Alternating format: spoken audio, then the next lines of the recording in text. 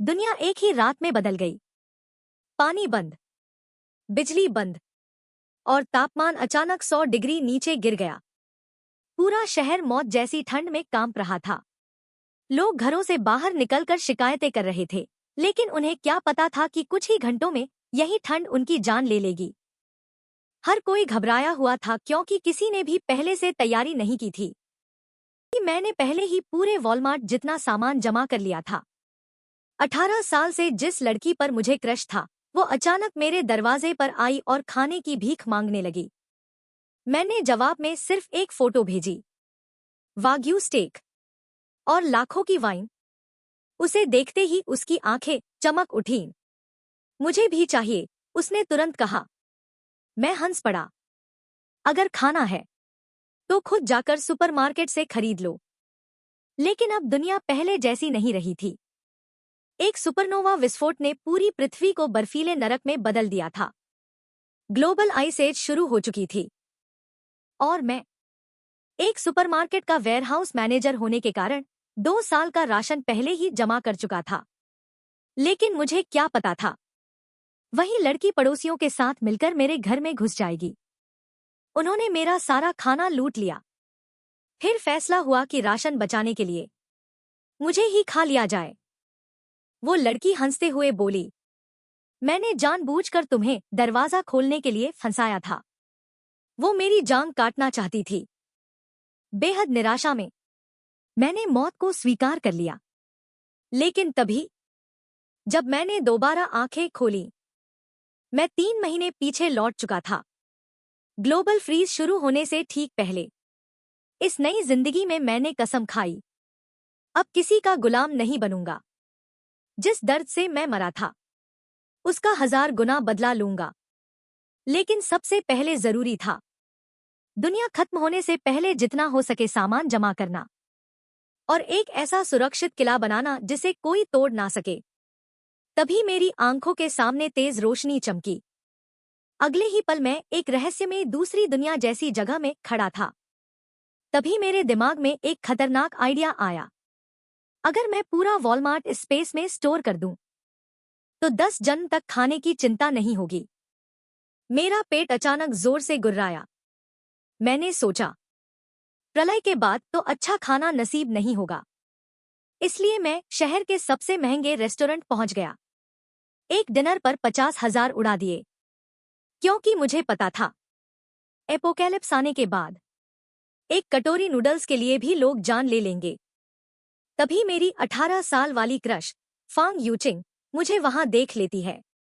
उसकी दोस्त हैरानी से बोली, वाह, तुम्हारा पीछा करने वाला ये चिपकू लड़का असल में अमीर निकला। फांग यूचिंग तुरंत मुस्कुराते हुए मेरे पास आई। अरे शॉन, कितना बड़ा कॉइंसिडेंस है ना। मैं अंदर ही अंदर ठंडी हंसी हंसा। पिछली जिंदगी में इसी लड़की ने मासूम बनने का नाटक करके मुझे मरवा दिया था। आखिर में मैं उसके कटोरे का सूप बन चुका था। उस पल मेरा मन हुआ कि उसे वहीं खत्म कर दूं। लेकिन अभी वक्त नहीं आया था। मैंने अपना कार्ड निकाला और पूछा, चलो सुपरमार्केट, थोड़ा शॉपिंग करनी है। असल में मुझे मुफ्त मजदूर चाहिए थे। दोनों खुशी खुशी तैयार हो गईं। लेकिन जब मैंने 2-2 भरी हुई ट्रॉलियां उनके हाथों में थमा दी, तो उनकी शक्ल देखने लायक थी। उसकी दोस्त गुस्से में बोली, तुम खुद कुछ उठाओगे भी?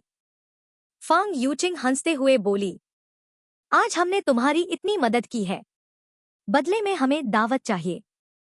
मैंने मन ही मन कहा, जरूर। जब बर्फीली मौत आएगी, तुम दोनों में से कोई नहीं बचेगा। तभी मोहल्ले की आंटी लिन अपने पोते के साथ वहां आ पहुंची। इतना सामान तुम अकेले खाओगे क्या? थोड़ा आंटी को भी दे दो। इतना कहकर उसका पोता मेरी ट्रॉली से सामान उठाने लगा। मैंने तुरंत उसका हाथ झटक दिया। माफ करना, मेरे पास खुद के लिए भी कम है। बच्चा तुरंत चीखने लगा, वापस दो, नहीं तो मार दूंगा। मैंने ठंडे स्वर में कहा। दोबारा बोला तो थप्पड़ मारकर यहीं सुला दूंगा। बच्चा रोने लगा। लेकिन आंटी लिन पीछे हटने वालों में नहीं थी। इतना बड़ा आदमी होकर बच्चे से लड़ रहा है, ये बॉक्स मुझे दे दो, पैसे बाद में भेज दूंगी। मैंने तुरंत अपना क्यूआर कोड दिखाया। अभी पेमेंट करो, वरना खुद जाकर खरीद लो। आंटी लिन गुस्से से तिलमिला उठी। घर लौटने के बाद मैंने सारा सामान अपनी दूसरी दुनिया वाले स्पेस में स्टोर कर दिया। अब अगला कदम था एक अटूट स्टील फोर्ट्रेस बनाना। Heating system, medical supply, air filter, हथियार, सब कुछ। क्योंकि अब काउंटडाउन शुरू हो चुका था। सिर्फ 90 दिन बचे थे दुनिया के खत्म होने में। इस दौरान मुझे अपनी सारी प्रॉपर्टी जितनी जल्दी हो सके बेचनी थी, क्योंकि पैसे हों तो जरूरत की हर चीज खरीदी जा सकती है। अगली सुबह मैं अपनी दूसरी दुनिया वाले स्पेस में गया और खाने की ताजगी चेक की। हालांकि मैं जीवित प्राणियों को वहां स्टोर नहीं कर सकता था, लेकिन खाना बिल्कुल वैसा ही ताजा था जैसा खरीदते समय था। मैंने तुरंत फोन निकाला और शहर के सबसे बड़े रेस्टोरेंट को कॉल किया। मैंने लगातार 3 दिन और 3 रातों के लिए 500 टेबल खाने का ऑर्डर बुक कर दिया। होटल मैनेजर ने कहा, 500 टेबल के खाने और ड्रिंक्स का खर्च कम से कम 10 लाख होगा और पहले 2 लाख एडवांस देने होंगे। मैंने बिना एक सेकंड गंवाए तुरंत पैसे ट्रांसफर कर दिए। उसके बाद मैं अपनी प्रॉपर्टी के कागज लेकर बैंक पहुंचा और उसे मॉर्गेज कर दिया। वैसे भी एपोकैलिप्स आने के बाद पैसा सिर्फ बेकार कागज बनने वाला था, लेकिन घर गिरवी रखकर और अपनी सारी बचत मिलाकर भी मेरे पास सिर्फ सेफ हाउस बनाने लायक पैसे थे। मुझे हथियार और बाकी सप्लाई खरीदने के लिए और ज्यादा पैसों की जरूरत थी। मैं इसी बारे में सोच ही रहा था कि अचानक सूट पहने एक आदमी मेरे पास आया। भाई, पैसे चाहिए क्या? मैं अंदर ही अंदर खुश हो गया। जिस चीज की जरूरत थी वो खुद चलकर आ गई थी। वो आदमी मुझे तुरंत दूसरे आदमी के पास ले गया। उस आदमी ने बिना घुमाए सीधा पूछा, कितना उधार चाहिए? लेकिन ब्याज थोड़ा ज्यादा होगा। मैंने हाथ रगड़ते हुए कहा, ब्याज की चिंता नहीं है, अभी सबसे जरूरी है जल्दी से जल्दी पैसा जुटाना। इसलिए मैंने वही घर दोबारा गिरवी रख दिया और साथ में अपनी मर्सिडीज भी। डील पूरी होने के बाद दोनों पक्षों को लगा कि उन्होंने बड़ा फायदा किया है। मैंने 50 लाख के घर और 3 लाख की कार के बदले 40 लाख उधार लिए। हालांकि आखिर में मुझे 70 लाख लौटाने थे, लेकिन मेरे हिसाब से वो लोग बहुत अच्छे इंसान थे। आखिर वो मुझे मुफ्त में पैसा खर्च करने के लिए दे रहे थे। इसके बाद मैं शहर की सबसे मशहूर वॉर ड्रैगन सिक्योरिटी कंपनी पहुंचा। पिछली जिंदगी में एक अमीर सेकंड जनरेशन लड़के ने इसी कंपनी से 2 अरब खर्च करके टॉप लेवल सेफ हाउस बनवाया था और एपोकैलिप्स आने के बाद वही इंसान राजा बन गया था। तभी वहां का बिजनेस मैनेजर मेरे पास आया और पूछा, सर, आपको किस तरह की मदद चाहिए? मैं तुरंत उसके पास गया और साफ कहा, मुझे एपोकैलिप्स के लिए एक सेफ हाउस बनवाना है। मैनेजर ज्यादा हैरान नहीं हुआ और तुरंत कई प्लान्स मेरे सामने रख दिए, लेकिन मुझे उनमें से कोई पसंद नहीं आया। मैंने सीधे अपनी डिमांड बतानी शुरू की। पूरा घर एविएशन ग्रेड मटेरियल से मजबूत होना चाहिए। बालकनी का ग्लास सबसे मजबूत बुलेट प्रूफ होना चाहिए। एयर फिल्ट्रेशन सिस्टम चाहिए। 360 डिग्री बिना ब्लाइंड स्पॉट वाला सर्विलांस सिस्टम चाहिए और मुख्य दरवाजा बैंक के एंटी थेफ्ट डोर जैसा होना चाहिए। फिर मैंने धीरे से कहा, और कुछ बंदूकों का इंतजाम भी करवा दो। मेरी डिमांड सुनकर बिजनेस मैनेजर भी हैरान रह गया। इन बदलावों और हथियारों के बाद वो घर नहीं बल्कि एक युद्ध किला बनने वाला था। अंतिम कीमत थी 80 लाख। मैंने तुरंत एडवांस दिया और कहा, काम अभी शुरू करो, बाकी पैसे 3 महीने में मिल जाएंगे। अब अगला काम था अपने बचाव के लिए हथियार जुटाना। मैंने एक हंटिंग क्लब के मालिक को फोन किया और उससे कई क्रॉसबो खरीद लिए। तभी मेरे द्वारा ऑर्डर किया गया 500 टेबल का खाना भी ट्रकों में भरकर पहुंचना शुरू हो गया। पूरा मोहल्ला ये देखकर दंग रह गया। ये तो 5 स्टार होटल की डिलीवरी गाड़ियां हैं। इतने खाने में कम से कम 10 लाख लगे होंगे। कुछ ही देर में 500 टेबल का खाना मेरे पूरे घर में भर गया। मैंने बिना समय बर्बाद किए सब कुछ अपनी दूसरी दुनिया वाले स्पेस में स्टोर कर दिया। अब इन स्वादिष्ट खाने और पहले से जमा किए गए सामान के साथ मुझे जिंदगी भर खाने पीने की चिंता नहीं थी।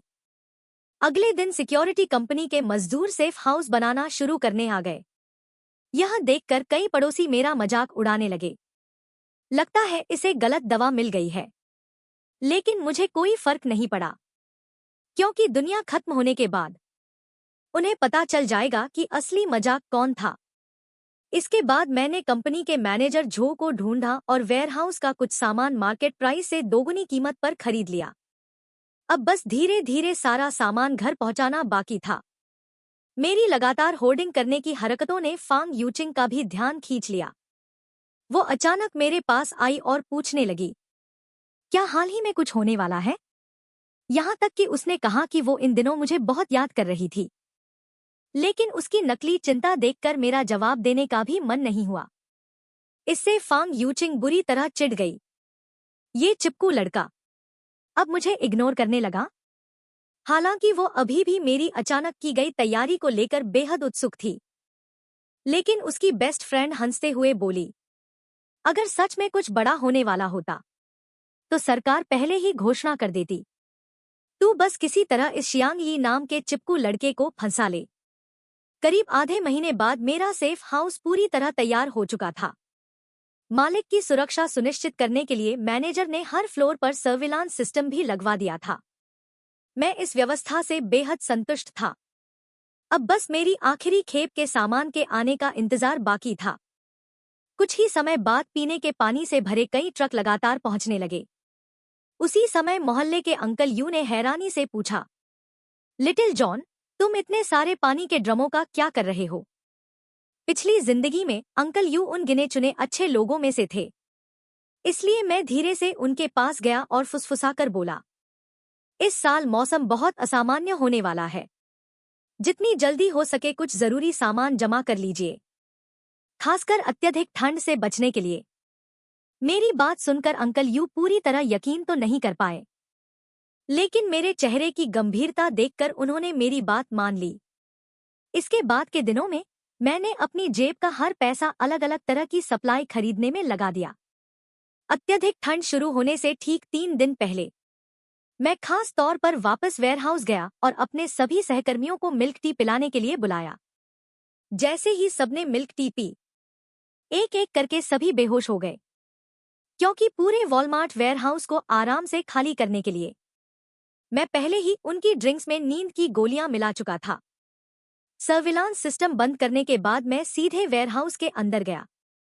फिर मैंने अपनी दूसरी दुनिया वाले स्पेस की मदद से रैक दर रैक पूरा सामान उसमें स्टोर करना शुरू कर दिया। कुछ ही समय में पूरा वेयरहाउस खाली हो चुका था। तभी कोने में रखा एक बॉक्स मेरी नजर में आया। जब मैंने उसे खोला तो अंदर कुछ दिन पहले आया नया कोल्ड रेजिस्टेंट टेक प्रोडक्ट रखा था। कहा गया था कि वो -100 डिग्री तक का तापमान सह सकता है। इन चीजों के साथ अब सबसे भयानक आइस एज भी मुझे नहीं डरा सकती थी। अपना शक दूर रखने के लिए मैंने खुद भी स्लीपिंग ड्रग पी ली और अपने साथियों के बीच जाकर लेट गया। करीब 2.5 घंटे बाद मेरे एक सहकर्मी ने मुझे झकझोर कर उठाया। बॉस, बहुत बड़ी गड़बड़ हो गई। पूरा वेयरहाउस खाली हो चुका है। मैं तुरंत चौंकने का नाटक करते हुए उछल पड़ा। क्या बकवास है?